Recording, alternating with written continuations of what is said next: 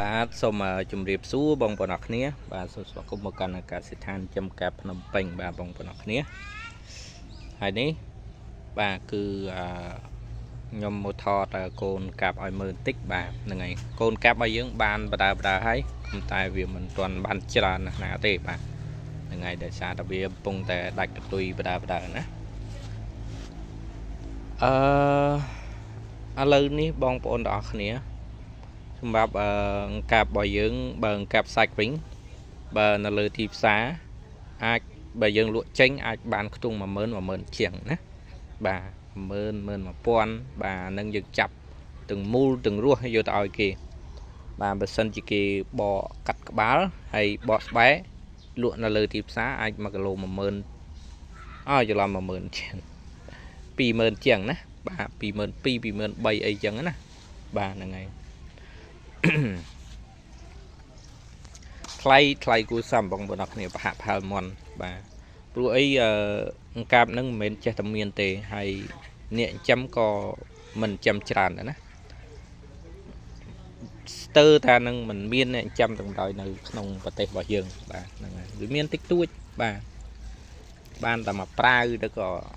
នាំគ្នាសម្រាអស់ទៅបាទហ្នឹងហើយតែដល់ពេលយើងអ្នកតស៊ូនៅជាមួយវាយូរអញ្ចឹងទៅក៏វាបាទបានថ្លៃគ្រាន់បាទហ្នឹងហើយហើយខ្ញុំរៀបបែបហ្នឹងឯងបាទសាមញ្ញធម្មតាបងប្អូនគ្នាហើយបើថា10តង់ហ្នឹងមួយតង់200គឺយើងបាន2000ណាបាទក្នុង10តង់បើសិនជាវាធំហើយយើងកាច់ថាជិត1000ចាឬមួយក៏30%ឬមួយក៏50%ចាថ្លៃចំណីឬមួយក៏បើសិនយើងចេះកែច្នៃបើមានកូនត្រីមានអីឲ្យវាស៊ីអាហ្នឹងយើងចំណេញច្រើនបាទជាពិសេសអ្នកនៅក្បែរបឹងបួរទលេដែលសម្បូរត្រីបាទសម្បូរកូនត្រីអីហ្នឹងបាទហ្នឹងហើយតោះបងប្អូនអរគ្នាខ្ញុំមិននាំទៅមើលខ្នោះទៀតបាទហ្នឹងហើយមើលមួយនឹងវារោរឿងកូនកាប់ខ្ញុំបាទបាទបងប្អូនអរគ្នាហើយអានេះបាសចំណីទៅរៀងសល់បន្តិចដល់ណាបាទបើកូនធំមិញខ្ញុំស្បាសចំណីទៅវាអត់ឡើងមកលើទេវាទៅក្រោមអស់បាទហ្នឹងហើយខ្ញុំរៀបនឹងដាក់នេះដើម្បីឲ្យវាឡើងបដាណាបាទហើយយប់មិញខ្ញុំប្រកាត់បានខ្លះបាទនេះសាពងរាយអញ្ចឹងវាពងរបស់វាណាបាទម្ដុំឬមួយក៏រាយបាទតូចខ្មៅហ្នឹងបាទសាពងរបស់វាបាទតង់ហ្នឹងអាចបាន1000 2000អីចឹងណាបាទពងទឹមពងដបងអញ្ចឹងបាទវាមិនទៅជាបានច្រើនណាស់ទេបាទហ្នឹងហើយតែ maximum របស់យើងបានថាអានេះមេបាទមេបាពូជបាទចឹងបងប្អូនអរគ្នាខាងនេះខ្ញុំរៀបពេញហើយបាទរៀបពេញប៉ុន្តែមិនទាន់បានប្រកាត់ពេញទេបាទអានេះយើង12តង់ប្រកាត់កូន12តង់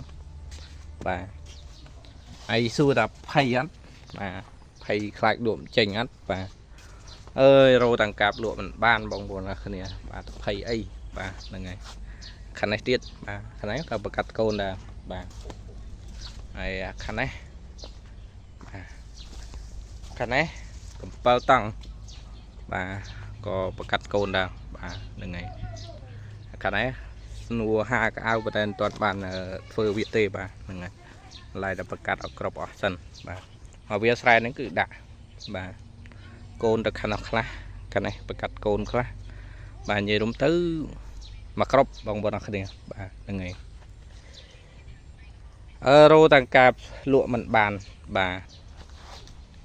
បច្ចុប្បន្ននេះដូចខ្ញុំបាននិយាយអញ្ចឹងហ្នឹងខាងកាប់វាទីផ្សារវាខ្ពស់វាល្អបាទហើយកាប់របស់យើងវាមានតម្រូវការច្រើនបាទសម្រាប់ធ្វើមុខរបរធ្វើម្ហូបបាទហ្នឹងហើយណាមួយយើងបន់ឲ្យតែប្រកាត់ឲ្យតែពេញតង់ទេបាទព្រោះអីអ្នកចិញ្ចឹមមិនសូវមានបាទសម្បីតាម៉ួយនៅភ្នំពេញក៏តាក់ទងមករោទិញខ្ញុំដែរហ្នឹងហើយតែខ្ញុំវាអត់មាន បាទអត់មានដឹងធ្វើម៉េចបាទហ្នឹងហើយបងប្អូនអរគ្នាបាទវីដេអូហ្នឹងខ្ញុំមានតែប៉ុណ្្នឹងឯងបាទអរគុណច្រើនមកជម្រាបលាបងប្អូនអរគ្នាបាទ